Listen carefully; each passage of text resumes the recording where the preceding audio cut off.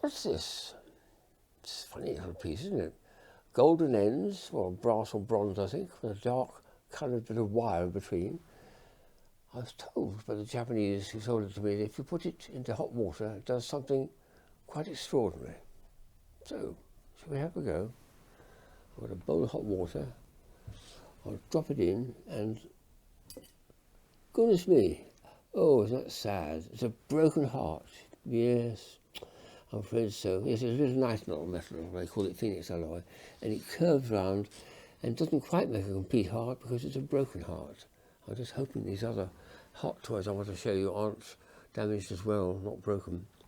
So that's a very nice, very clever little item and a play on words, a broken heart. Most of the heart things I've come across are shaped what I call 2 dimensions. That's a flat heart, that was a flat heart. These two are particularly nice because they're rounded and they look much more attractive because of that. This one here is extraordinary. It's made of wood, it's very heart shaped, and it comes up, it slides apart. Just slides out like that. Oh, but it does more. Yes. Oh, look at that. Yes. Oh, look at that. That way or that way, this way. Oh, look, and there's some more here. And some more. Oh no, and some more, and some more. But that's ridiculous, isn't it?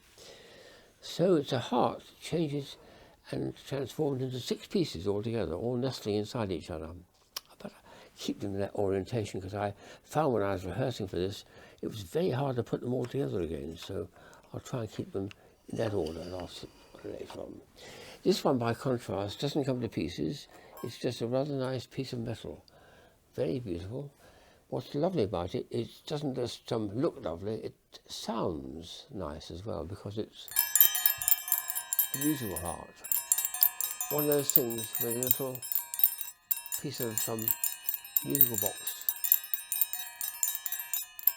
notes which are hit by, there's a little ball inside and it makes a very pretty sound. Looks good, sounds good. Jolly good heart. I like that. Here's a well-known thing, although you wouldn't recognise it in that form. It is a spring. It's a slinky spring, they call it. It doesn't walk down the stairs, but it does flip nicely and whirl nicely. And it's not just heart-shaped, but there's also a taper to it, or a twisting shape, which makes it rotate from the front to the back. I also like the gradation from green to orange. It's very nicely done as well. So it's a nice thing to look at and fun to play with as well. So a heart slinky. This is one of my favourite optical toys, I think it is. It's made by a German company. I have half a dozen of these. This is my father, nicest of them. It looks like a little red teardrop or something. And there's another one of the same thing on the other side. What's clever about it is there's a spindle going down through the centre. When you blow, it'll spin, and there's 2 shapes combined together, and you see a heart that appears in the middle. Isn't that pretty? Very nicely done. A heart. Thaumatrope, they call it. Very, very nice version from a German company. There's a card here which a friend of mine invented this idea, this mechanism, which I think is one of the nicest pop-up mechanisms I've ever come across.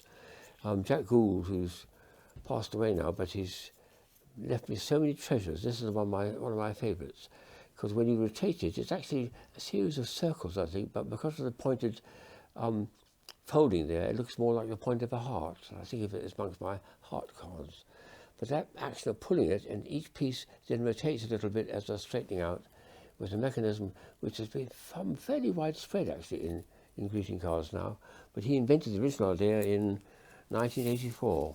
So that's a real treasure that I love, keep looking at every now and then. The last item is quite a glamorous thing. It's actually a musical box, would you believe? I'll see what happens if I rotate and wind it up a few times. There's a dove there, it's going to do something. Oh yes, it's starting to move. There we are, and we'll let it go. Isn't that pretty? Yes, there's a magnet behind it on the motor moving around. There's a magnet on the base of the dove, and it turns around beautifully, and the mirror itself is made ornate with flowers and things. So a very nice piece of work of art, that, and a nice heart to finish on.